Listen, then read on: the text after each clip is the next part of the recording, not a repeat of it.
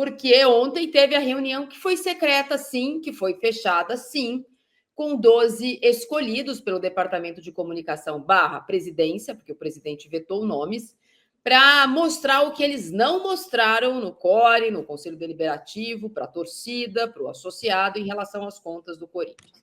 Em reunião fechada, que foi transferida do Parque São Jorge, onde alguns conselheiros ou associados poderiam tentar entrar, no CT, na sala de imprensa do CT, por quase 3 horas, um funcionário do Corinthians, que se chama Josué, e o Sidorf, que é diretor financeiro do Corinthians, está lá, aliado do presidente, inclusive depois na polícia também, mais de uma vez, por isso confundiu, o negócio da inquérito na Vai de Best, ficou nervoso, teve que parar o depoimento, foi embora, depois foi convocado de novo e tal.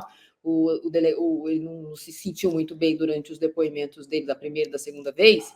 Eles tentaram explicar para esses 12 escolhidos por que é que o Corinthians teria aumentado, entre aspas, menos do que se pensa a dívida passiva, né, no ano passado. Não seriam 829, 193 seriam da gestão anterior. Em pé no canto esquerdo, porque eu não fui, mas eu apuro, eu não concordo com isso, porém eu apuro. Em pé ao lado esquerdo e de braço cruzado, o presidente do Corinthians, vez ou outra, fazia intervenções, dizendo que ele é perseguido, dizendo que tudo é uma questão política, prometeu reforços aos presentes, disse que virão reforços, disse que vem coisa boa, eu não estou brincando, diz que vem coisa boa por aí, que está fechando um grande contrato que vai abalar o mercado, aspas para o presidente do Corinthians, não, que disse isso na frente de jornalistas, só que eles não podiam gravar, não podiam filmar. Tem muita gente que nem falou que foi, porque agora está falando, não é que foi fechado, é porque não cabia numa reunião técnica chamar. Eu queria saber, desde 1910, qual foi a entrevista coletiva do Corinthians para menos de 12 pessoas. Estou lembrando dessa.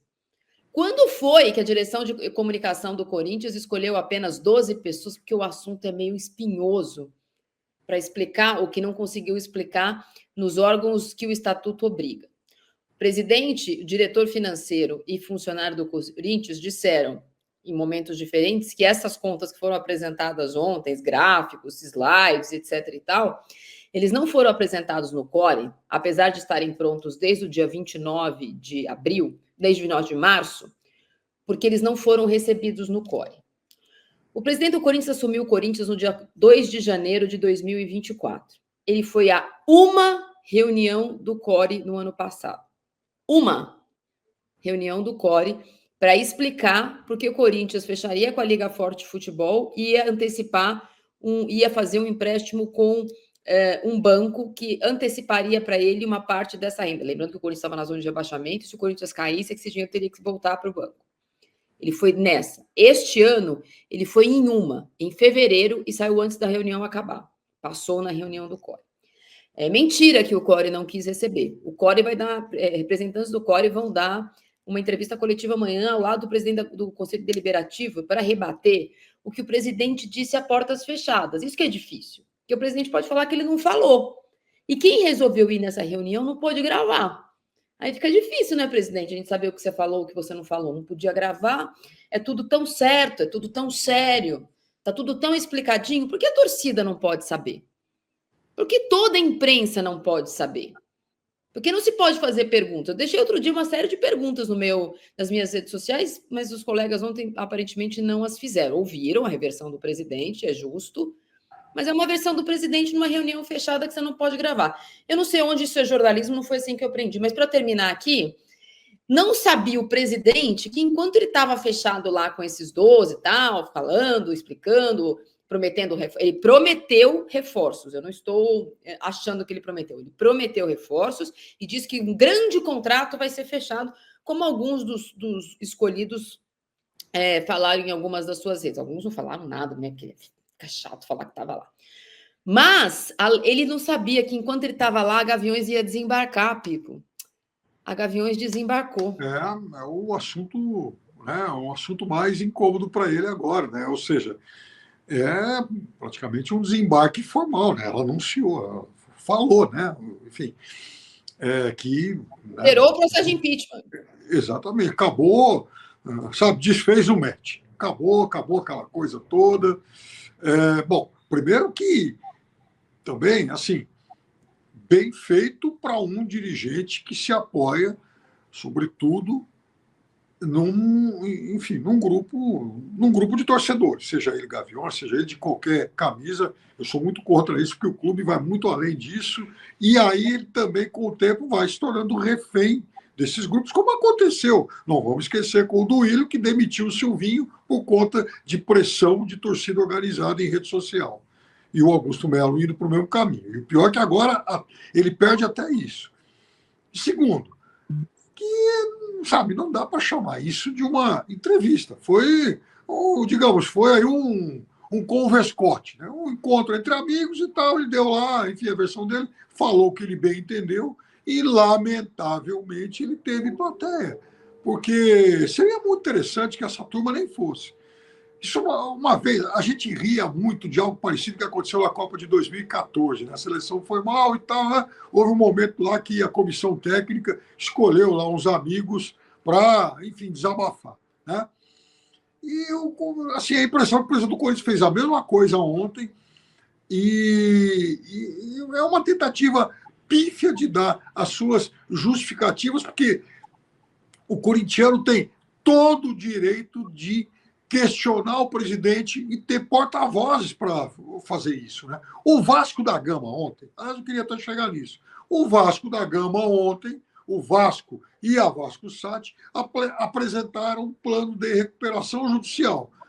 Enfim, protocolaram esse plano na justiça, vão, enfim, apresentar isso para a justiça, para credores, para tentar encontrar uma solução para o clube. Eu acho que é muito mais honesto e é muito mais realista para um clube que está afundado procurar esse tipo de solução pública, dar publicidade a esse tipo de solução, do que essas manobras aí que o presidente Augusto Melo vem tentando, e, aliás, sem nenhum sucesso até aqui.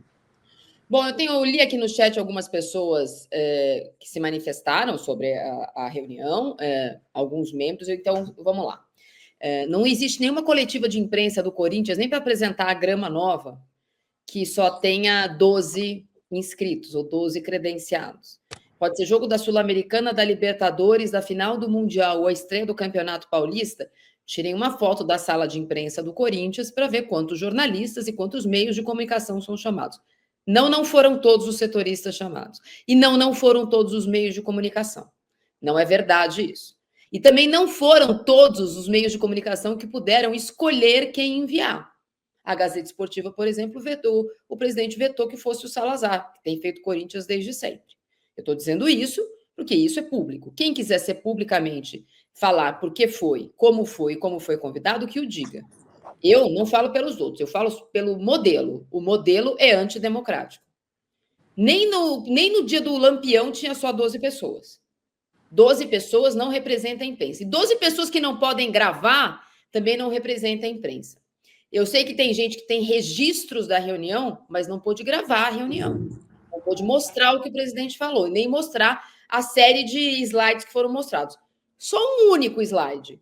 Um único slidezinho que é o que a narrativa que quer ser vendida, que o Corinthians aumentou menos a dívida no ano passado em relação ao que foi vetado, o que foi apresentado pelo auditor externo, que apresentou um aumento de dívida de 850 milhões, o Corinthians contesta isso. Tirando este slide, ninguém pôde publicar. Então, isso também não é verdade. O presidente pode fazer o que ele quiser, não é ilegal, mas eu acho amoral.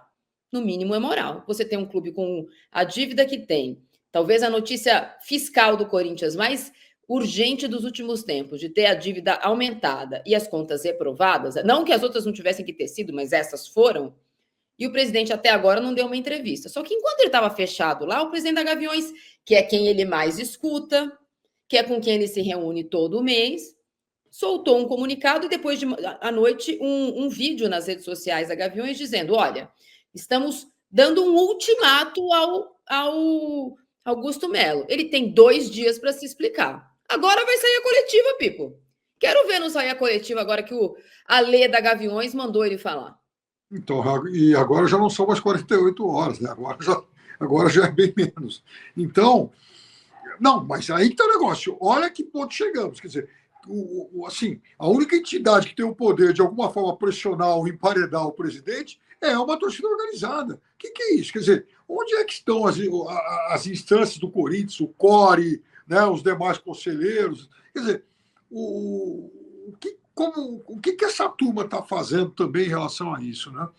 Então, eu acho que ele deve explicações, sim, né, para, enfim, uma torcida imensa, só que tem uma coisa, ele não tem que explicar porque a Gaviões mandou. Isso é obrigação dele, ele é presidente do Corinthians.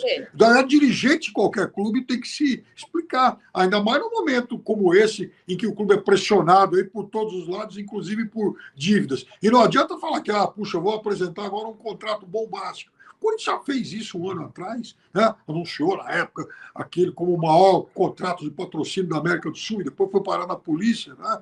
Mas o fato é que isso aí não ameniza a situação, não ameniza essa crise que o Corinthians vive agora.